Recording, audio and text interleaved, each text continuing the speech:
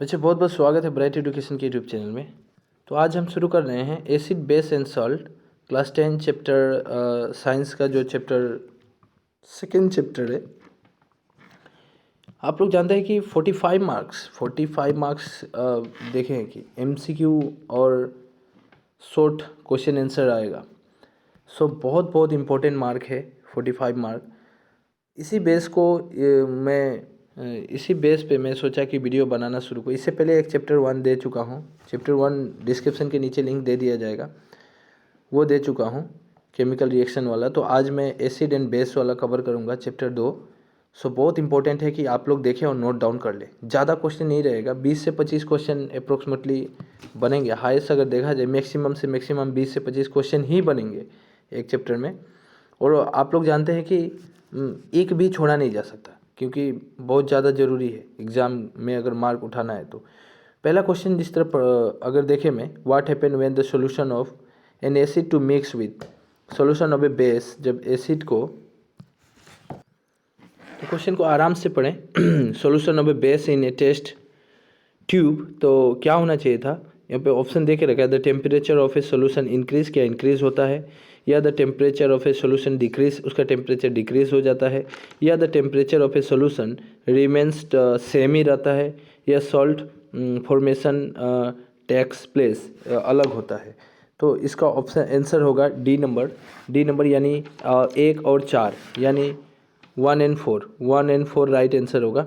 1 और 4 देखिए, 1 और 4 राइट आंसर होगा। टेम्परेचर जो है सॉल्यूशन का इंक्रीज भी हो जाएगा और वहाँ से नमक जो होती है, सल जो होता है, वो अलग निकाला जा सकता है। क्वेश्चन पढ़ लीजिए। क्वेश्चन पढ़ने के बाद उसका क्वेश्चन को पूरी तरह जो एमसीक्यू ABCD यानी रोमन 1 2 3 4 ये सबको पढ़ना है एग्जाम में। यहाँ पे बोला है the temperature of solution, temperature उसका इंक्रीज होता है या टेम्परेचर डिक्रीज होता है, या वो रिमेनिंग सेम ही रहता है, या नमक को अलग कर दिया जाता है। Option number D. इसके बाद यहाँ पे ABC ये वाला था, ऊपर क्वेश्चन ही था, तो इसका आंसर होगा डी आपका। द टेम्परेचर उसका इंक्रीज भी होगा और नमक भी अलग कर दिया जाएगा। तो ये वाला और ये वाला आंसर राइट है, जिसका ऑप्शन नंबर डी में दिया गया है। सो ये लिख लीजिएगा। नेक्स्ट क्वेश्चन है, an aqueous solution turn red litmus solution blue, excess addition of which of the following solution would reverse the change. ये किसके कारण होता है। देखिए, आप लोग जानते हैं कि रेड लिटमस पेपर जो है वो मैंने नीला जो लाल हो जाता है, तो वो क्यों होता है, उसका कारण क्या है। हाइड्रोक्लोरिक एसिड के कारण ये एक्सेस होता है। ठीक है, तो हाइड्रोक्लोरिक एसिड आंसर राइट होगा। उसके बाद 3 नंबर क्वेश्चन देखिए, लिख लीजिए।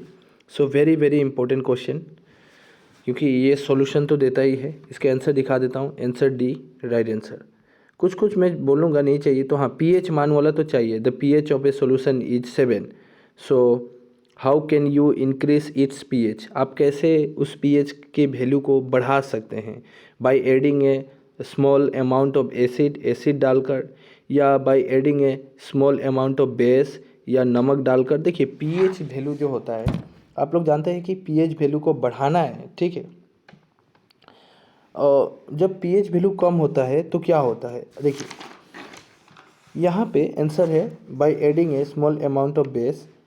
पीएच वैल्यू कब बढ़ेगा।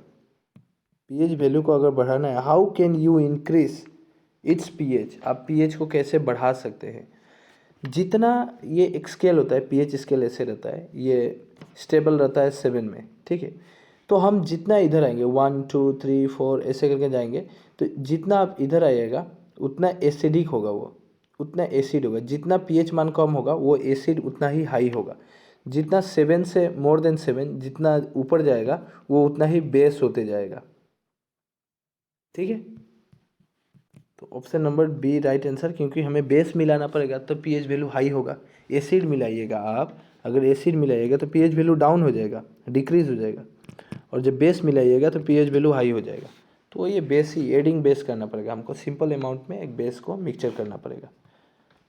Sodium carbonate is a basic basic salt because is a salt of. Sodium carbonate एक बेसिक लवण होता है, नमक होता है।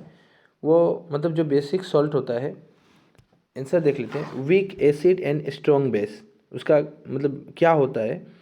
उसका एसिडिक वीक होता है, मतलब कम होता है, एसिडिक कम होता है, लेकिन बेस स्ट्रॉन्ग होने के कारण सोडियम कार्बोनेट जो है वो मतलब बेसिक सॉल्ट के रूप में जाना जाता है। ठीक है, तो लिख लीजिएगा। Which gas is evolved when acid react which metal. अच्छा, ये कौन सा है जो मेटल के साथ रिएक्ट करेगा मिलाने पर? ये आपका H2 है, हाइड्रोजन।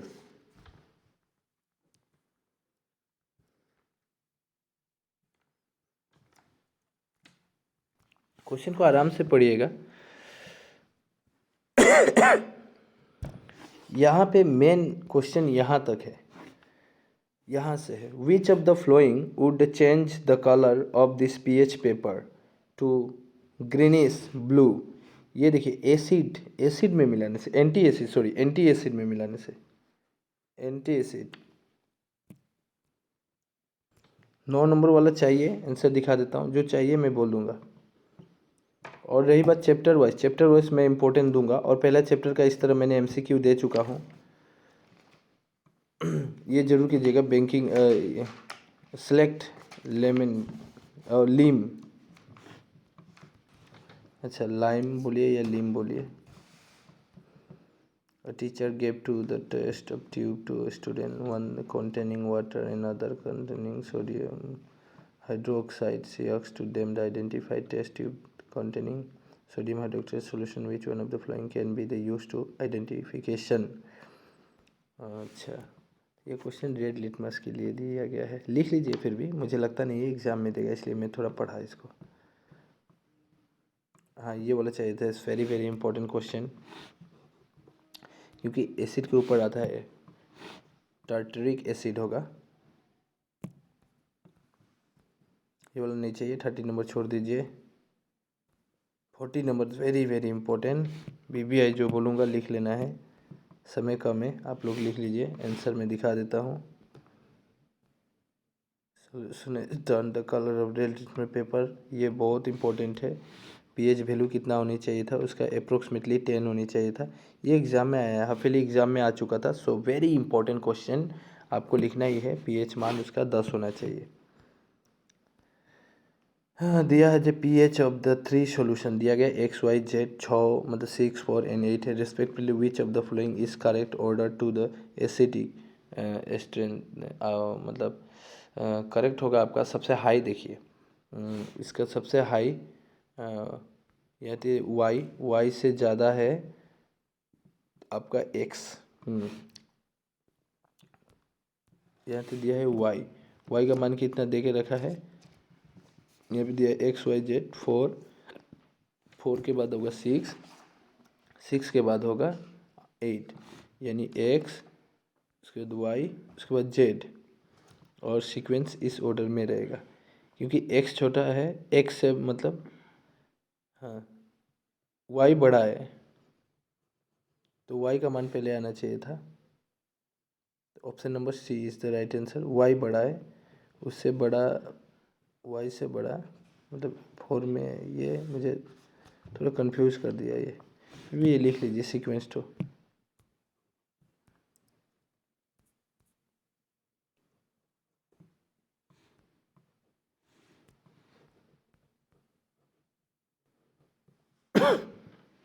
बहुत इंपॉर्टेंट, बहुत very very important. Stomach compost आपका कौन सा, आपका स्टोमच है वो क्या, कौन सा एसिड निकलता है? Hydrochloric acid. ये आप क्लास 9 में पढ़ चुके थे।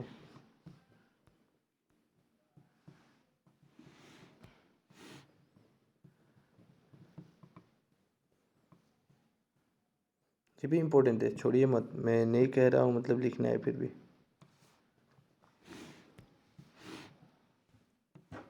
विच of the solution of A acid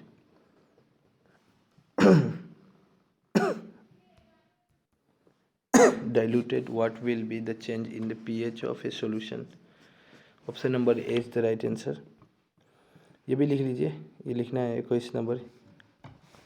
which of the following is not a mineral acid, नहीं चाहिए, फिर भी लिखना तो लिख लीजिए, मिनरल एसिड नहीं है। Which among the following is not base, ऐसा वाला कम ही देगा। ये बहुत इंपॉर्टेंट है, बहुत बहुत इम्पोर्टेंट आया हुआ था क्वेश्चन हैप्पीली में। मैच करना है कॉलम 1 से कॉलम 2, ये आपको ऊपर डिपेंड करेगा। आंसर चाहिए तो मैं दिखा देता हूँ,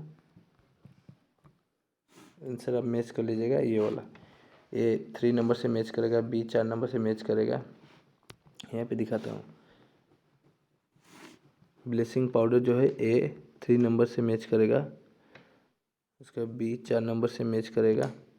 वॉशिंग सोडा और सोडियम क्लोराइड ये मैच कर रहा है आपका सी 1 नंबर से और डी 2 नंबर से। सोडियम क्लोराइड का preparation of glass. Fill in the blanks में देखिए, क्योंकि आपने जाने कि SAS वेरी शॉर्ट आंसर, ये भी आएगा। VAS का मतलब है वेरी शॉर्ट आंसर। VSA ऐसा वाला लिखा था, VSA वेरी शॉर्ट आंसर। तो इसके लिए ये ज़रूरी है फिलिंग द ब्लैंक्स में। Solution turned litmus blue, the pH is likely 7 होना चाहिए, ग्रेटर देन 7 होना चाहिए। प्लास्टर ऑफ पेरिस के ऊपर जिप्सम का यूज़ किया जाता है, ये आप जानते हैं। ये भी अब कलरलेस होता है in acidic solution. An example of the double salt is bleaching powder can be prepared by reacting, ये भी लिख लीजिए। Hardness of water is removed by washing soda. Caustic soda is deliquescent solid. The color of methyl orange.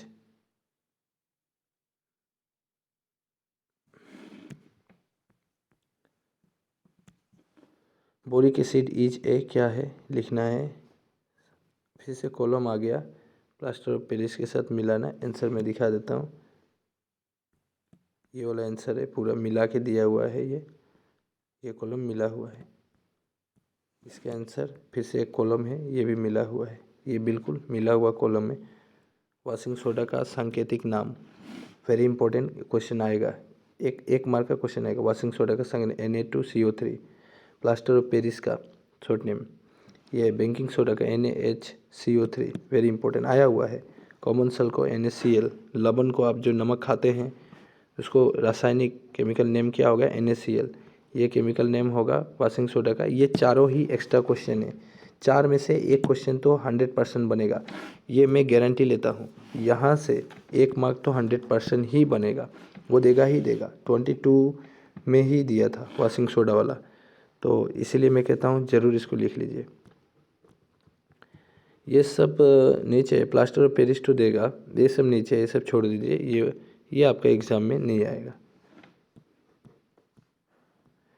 सो काफ़ी रहेगा इतना। Video अच्छी लगी तो लाइक ज़रूर कीजिएगा, और सभी चैप्टर दूंगा मैं, और पहला चैप्टर मैं डिस्क्रिप्शन के नीचे लिंक दे रहा हूँ, जाके ज़रूर विजिट करके देखिएगा।